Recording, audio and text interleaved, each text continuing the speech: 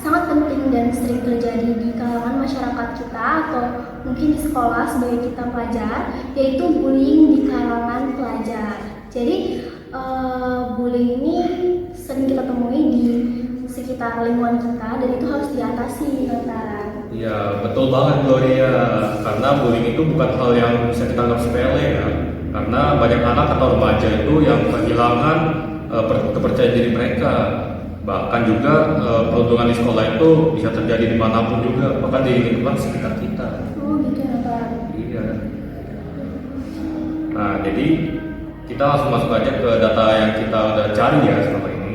Itu menurut data pengaduan KPAI, itu pada awal tahun 2024 aja, itu sudah tercatat ada 141 kasus bullying. Itu sebagian angka besarnya itu nyatanya terjadi di lingkungan pendidikan atau di lingkungan sekolah kita. Jadi itu membuktikan kalau permasalahan bullying ini itu masih belum bisa terselesaikan dengan cepat gitu. Jadi itu masih menjadi perhatian kita. Nah benar banget Nathan, dan bullying itu bisa terjadi dalam berbagai bentuk ya, seperti fisik, verbal, sosial, bahkan kayak cyberbullying itu kayak hina-hinaan dari sosial media, dan dampaknya itu bukan hanya terjadi pada korbannya, tetapi juga lingkungan sekolah itu akan tidak nyaman dan tidak kondusif untuk kita belajar gitu Nathan. Iya, betul banget Gloria. Jadi selanjutnya dari studio ini kita akan langsung melanjutkan ke teman kita yang berada di lapangan. Jadi mereka akan memberikan tentang pandangan beberapa warga tentang kasus bullying ini. Baik, yang ada di studio Gloria. Di sini ada saya Yeskiel dan Ibu Ari. Oke. Baik, bisa saya wawancara Ibu tentang kasus bullying. Pertanyaan pertama, apa penyebab utama terjadinya bullying di sekolah? Oke, kasus pertama utama penyebabnya adalah karena di mana satu orang itu merasa diintimidasi atau lemah. Nah, yang kedua adalah karena yang satu juga kuat, jadi kuat dan lemah. Oke, pertanyaan yang kedua, apa dampak bullying terhadap korban maupun suasana belajar di sekolah? Oke, yang pertama adalah mental dari siswanya. Otomatis siswanya akan merasa down dan akhirnya pada saat belajar dia tidak lagi terfokus dan merasa bahwa dirinya yang dibullying itu merasa tidak aman dan nyaman. Oke, baik. Itu saja sekian wawancara saya dengan Ibu Ari. Oke, terima kasih. Oke, lanjut yang ada di TKP berikutnya, Janeta. Baik Kiel, dengan saya Janeta. Kami sekarang udah ada di ruangan BK dan aku ingin mewawancara dengan Bu Yuni terkait dengan masalah yang kita akan hadapi, yaitu bullying. Oke.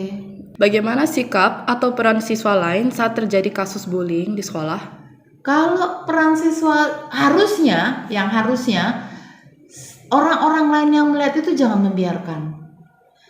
Minimal dia untuk tahap pertama dia melaporkan dulu. Harus bereaksi dengan cepat supaya bullying ini tidak berkembang. Mereka harus membantu si korban dan mengingatkan si pembuli untuk tidak melakukan sesuatu yang negatif terhadap orang lain. Itu. Oke, di sini ada pertanyaan yang keempat.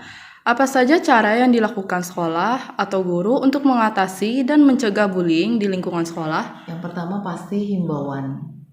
Kita membuat satu himbauan supaya ini tidak terjadi karena ini sangat amat merugikan semua pihak. Yang kedua, kita juga melakukan pendekatan terhadap semua siswa untuk saling menyayangi dan menghormati. Sehingga setiap siswa bisa melakukan sikap yang baik terhadap teman satu dengan yang lainnya.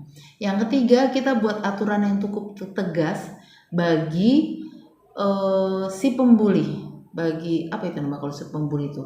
Berarti bagi pelaku bullying, kita akan membuat satu aturan yang tegas sehingga pada saat itu terjadi, aturan itu akan berjalan dan itu menjadi satu peringatan untuk yang lain agar tidak melakukan hal-hal yang sama. Pasti ada sanksinya.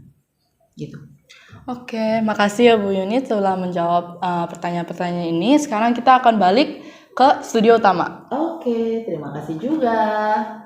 Nah, dari pembahasan tadi, kita bisa belajar ya, kalau bullying itu bukan sekedar candaan yang bisa kita anggap remeh. Nah, jadi bullying itu bisa menghancurkan masa depan seseorang. Betul banget, maka dari itu penting bagi kita semua untuk saling menghormati sesama dan menolong korban-korban yang menjadi korban bullying, serta kita harus melaporkannya kepada pihak yang berwenang.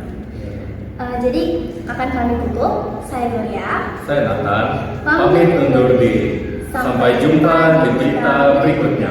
Tetap jaga sikap, jaga empati, dan ciptakan lingkungan sekolah yang aman dan nyaman untuk kita.